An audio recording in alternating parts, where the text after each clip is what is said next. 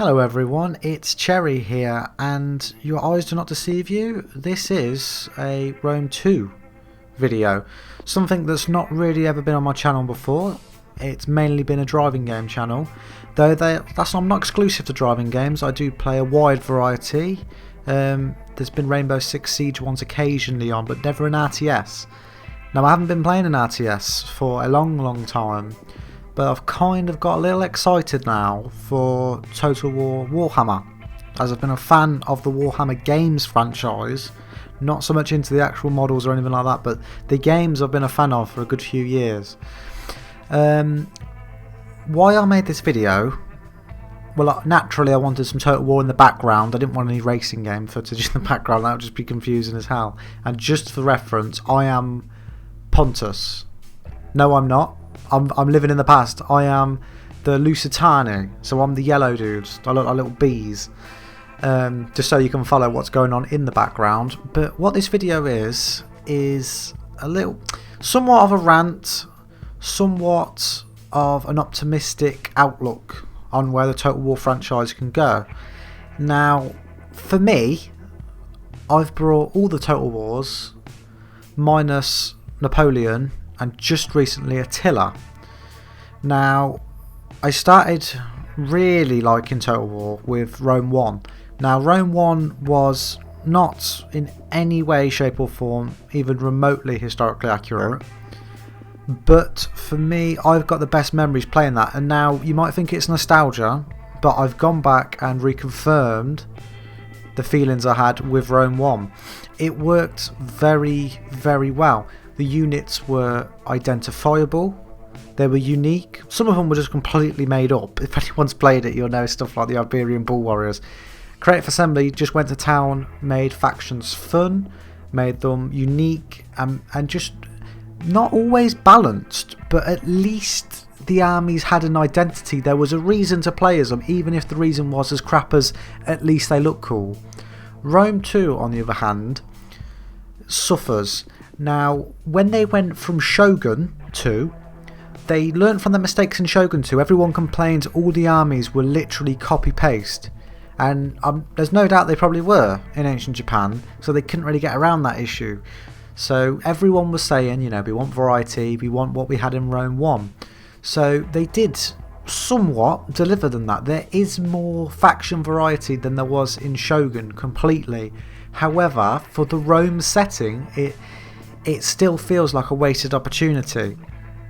Now, in the game, I mean, really, you're only going to get Germanics. So think Asterix and Obelix, God, can't even say. think that, think Barbarian, and think of some generic looking hoplite. Not the cool thing you're imagining with a Spartan, just a generic hoplite. That is basically what all units look like in the game. Now, from a historical standpoint, that's great. That's really, you know, besides the Romans with their own unique look, that's really all there was. You know, people weren't trying to out-stylize each other. Armour was armour. Occasionally they had some fancy helmets, but it was just armour. They mass produce so you can afford it more, so everyone had some. But it really lacks the uniqueness to the factions. They are basically split. I mean, Rome are on their own, but then you've got Germanic or Hellenic factions, and basically the Hellenic factions are all copy-pasted, and then some of them just have units taken out. They're not replaced with anything, they're just simply taken out. So faction A, Greek faction A, is at full strength, whereas Greek faction B, which might be locked behind a DLC that you had to buy, is faction A just with units taken out. Now, occasionally they'll put some units in. They'll go, oh yeah, look, we've got these funky new units in. But they don't look cool. They're still just copy-paste swordsmen or copy-paste hoplites from another faction. And it's too down the historical accuracy route. No one wants that. It really seems like with Warhammer, the setting of Warhammer could really meld itself well to the Total War franchise. Now, I mean, some people love the historical accuracy of it, and I don't blame them. Some people are really into that.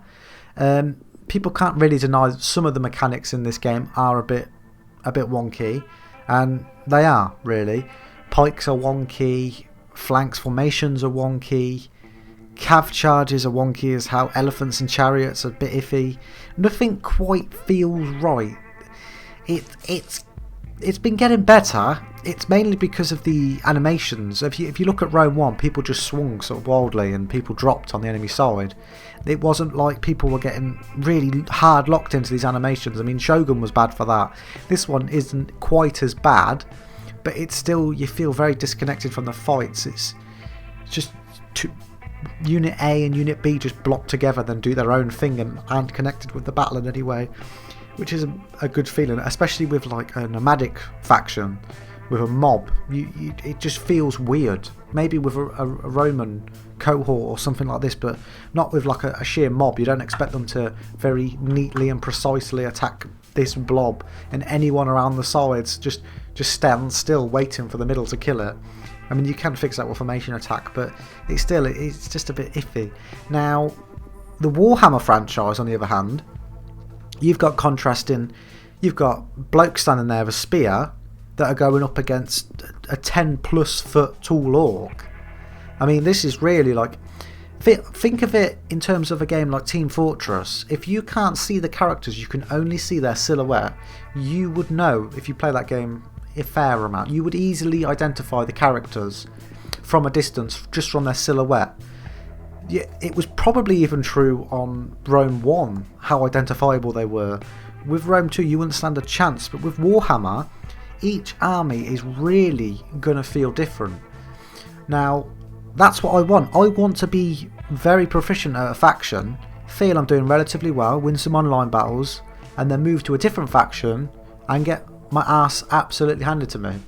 I want to move to a faction and it be so different, so unique, that I literally am lost. I don't know what I'm doing. You know, I've got a rough idea, but you know, it's not just copy-paste swordsman, copy-paste axeman, copy-paste pike formations, which, you know, with Warhammer there's so much to go on. So it's really looking promising to me. The magic system they've shown, that looks dangerous to balance, but they're assuring everyone that they're trying to think of a way to get that sorted, that it's not the be all and end all of everything, so I'll trust them for that. The main thing is though, launch of Warhammer. This has got to be good. Attila had a relatively good launch, but that was springboarded off Rome 2. Rome 2 was atrocious. It really is, there's no other word to describe it. The launch of Rome 2 was horrible. The game was nigh on unplayable, really, with the AI, especially siege battles. I mean, you can go and look up Angry Joe's review or any videos of the time, and it's comedy with the gameplay. It's just, it was not a finished game. Attila comes straight off the back. Sounds terrible. Comes straight off the back of Rome 2. So they basically were working with a lot of the same. I'm not too sure what they can take over from Rome 2 for Warhammer. I'm still assuming it's the same engine, but from what I've seen in the gameplays, because they're working with a lot more mass in the units, I mean, we're not limited to horses and elephants. I mean, we're talking griffins and wyverns and all kinds of things that weigh tens and tens of tons. I mean, the mass system in that looks like it works more and looks like it would feel right with these somewhat crazy units. You could really feel like shock cavalry, like the demigriffs, would punch through as you'd expect, and as would like cataphracts in Rome 1. Really over exaggerated sort of weight and power. And it sounds daft, but I for one really do miss the generals in Rome 1. Rome 1 you could lose half your army, maybe even most of your army, but there is a chance you could still win it. If you had a general on a horse, you could do some serious damage to the enemy. And I'm hoping that it's brought back from Rome 1 with Warhammer. I mean, it lends it to it perfectly. the heroes in Warhammer, these aren't just your standard soldiers with a fancy cape. I mean, these are literally heroes. You know, these are toe-to-toe combatants. I want to see awesome fights. I'm thinking Dawn of War, like Force Commander and Bloodthirster, like proper serious fights and animations. That's what I want to see in the game, and I'm sure a lot of other people do. The historical crowd, they might snigger and, you know, be a bit disappointed that Creative Assembly just you are shit to my teammate, but he was a bit inactive. But Creative Assembly have taken up this license, and I know there's been a lot of Warhammer games recently, but for me nothing's been that good since, I'd say, the Dawn of Wars and the Space Marine third person shooter. I did quite enjoy that one. So really, I mean, I'm very optimistic from what they've shown, in especially the Vampire Counts reveal trailer that was recently dropped.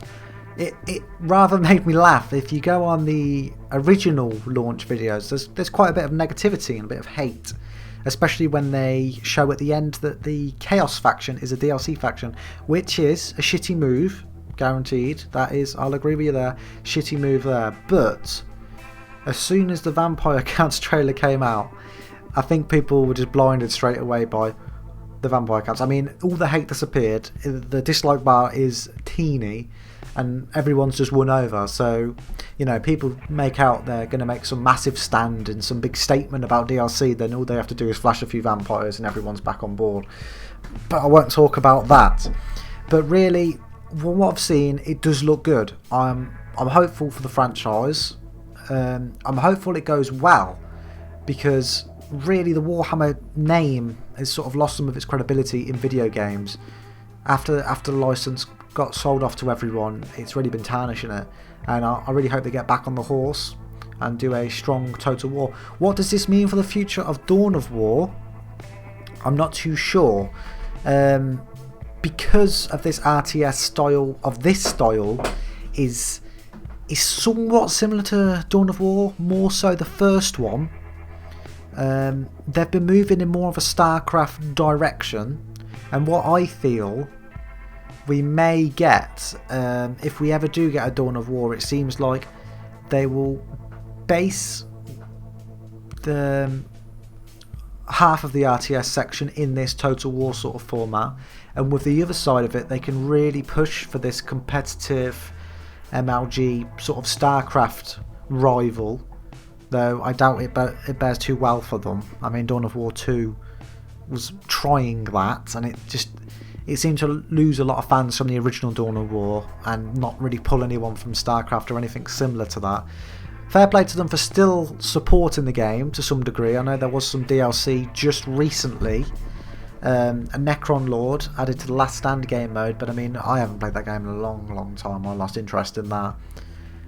But Total War Warhammer, bring it on. I can't wait. I advise everyone to check it out. Check some of the trailers out, see what you think, let me know. Just drop a comment, let me know. If you think it looks utter shit, just say. I know the community is rather split on the game, both the Warhammer and the Total War community, but for me, I just welcome it. I think it will be quite a nice change, and a nice jump back to sort of a little bit of silliness, and some fiction. You know, just take it back out there, make it a little bit zany, a little bit crazy, and hopefully more fun. But anyway, sorry about the rant, if it even counts as a rant. But this has been Cherry. Don't forget to like, comment and subscribe. And this is Cherry signing out.